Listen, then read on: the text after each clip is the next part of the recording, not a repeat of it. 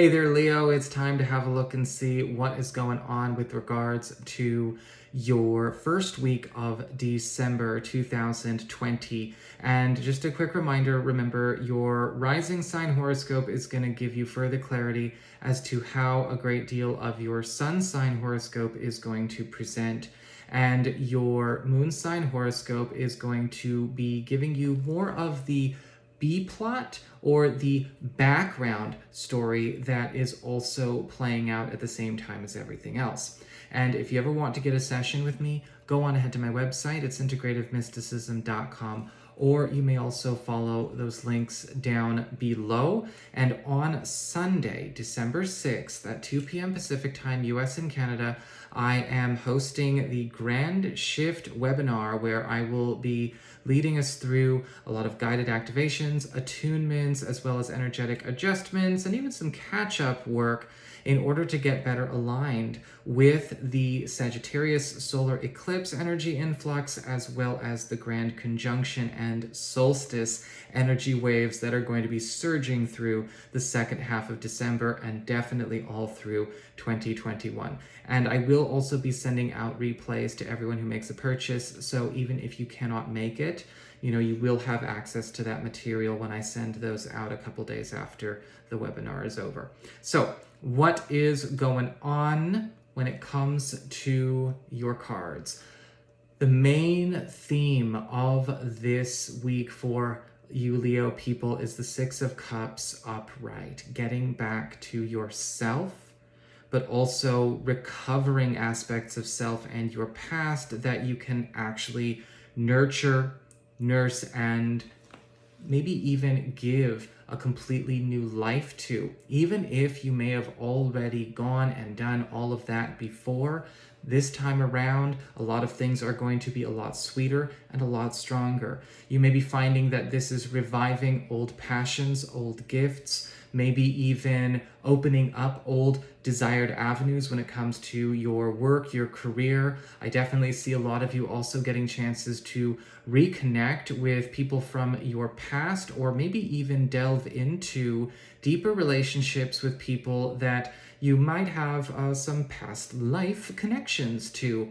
Either way, with the Six of Cups upright, we are getting back on a road that we thought we had lost before, but this is the time where we go through a major recovery of what we know to be a part of our highest journey or highest purpose for incarnating in the first place.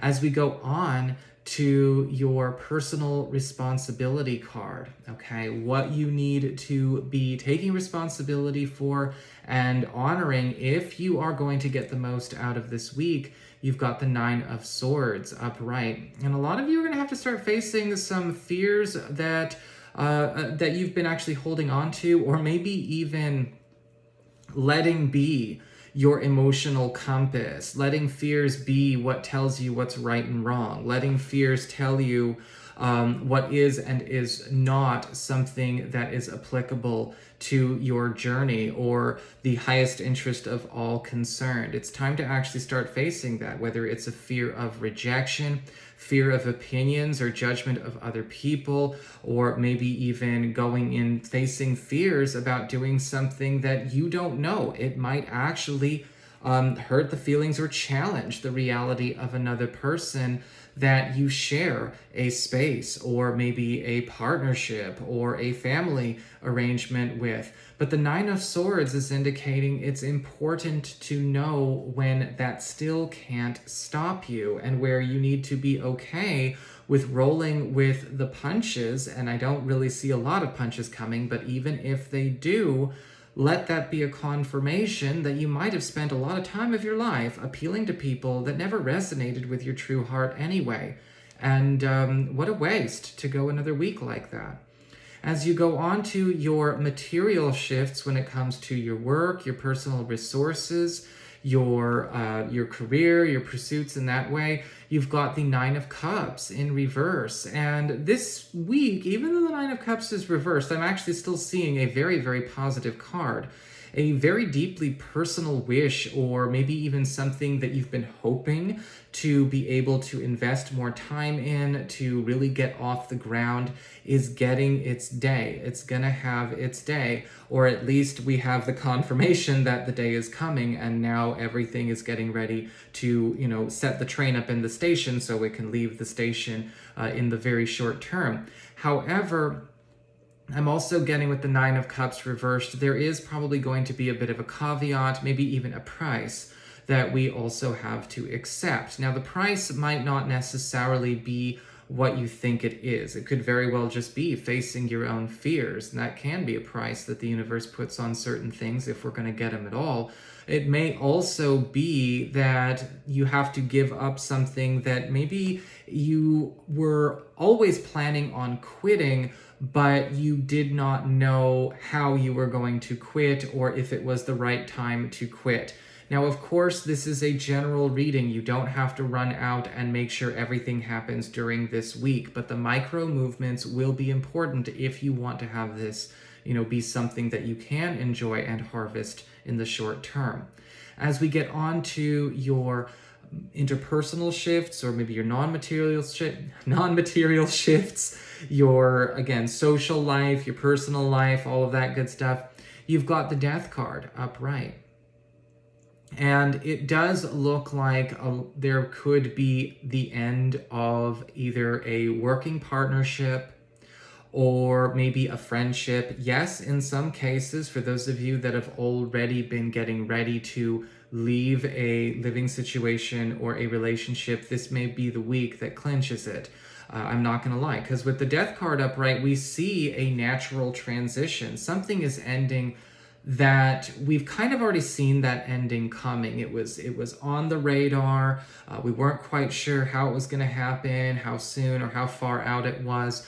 But this is definitely something that a lot of you might have already been playing with, or again, preparing for in the hypothetical for a while. And this, again, might not necessarily be reserved to one area. It could be, yes, we walk away from a friendship circle and we walk away from maybe a living situation. We may walk away from a certain relationship potential because something else shows up. Because remember, the Death card always births anew, or is clearing the ground to birth anew.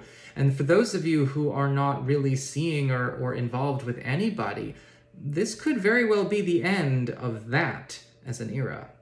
As we get on to your personal shifts, what's going on with you, you've got the Page of Cups in reverse. And this week, it's really time to unveil who you really are as a person. Because with the Page of Cups reversed, I'm seeing a lot of you needing to educate people on what is truly meaningful to you, as well as what is the best way to actually make a connection with your heart. What is it that actually makes you you? Because you're going to be spending a lot of time hammering out what the truths of your own love languages, your own love expression are, but also at the same time, even when we look at, say, the Six of Cups and the Nine of Swords, you're going to be turning a lot of things people have maybe projected on you or come to expect from you all the way around, even getting back to a true self that you may have actually left behind at some point in time. And so with the Page of Cups reversed, a lot of you Leo people may also be going through a period where you're learning how to tell people how to love you again, and you're learning how to be the person who's going to have the ideal relationships and ideal friendships that resonate with that true you are recovering this week.